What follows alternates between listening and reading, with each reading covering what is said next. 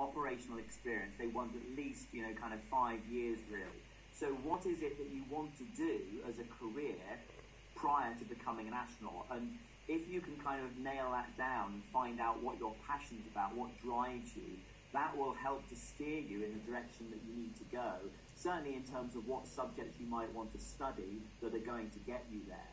And so there is that requirement for academics, and the space agencies will be looking for that. I'm not going to try and pretend that they won't. I actually went back to school at the age of 33, and I got my degree in flight dynamics. Now, if I hadn't have done that, I doubt I would have been selected as an astronaut.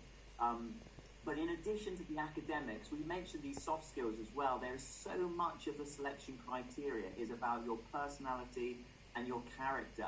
And these are the kind of things you develop by getting involved in extracurricular activities, whether it's scouting, whether it's cadets, whether it's Duke of Edinburgh, Outward Bound, or whether it's coding clubs.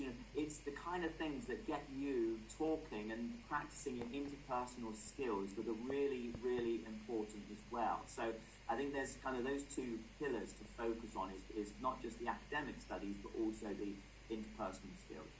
What did you, Tim and Kev, do when you were the same age as Jacob, when you were 12? What were the extra things that you enjoyed doing?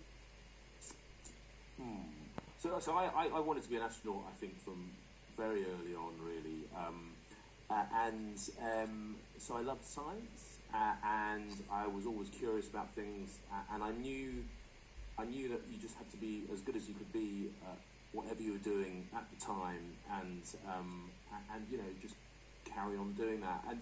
And I always knew that it was going to be very hard to get selected, but I sort of figured that the boxes you were ticking to try and be an astronaut, so working in teams, a science degree,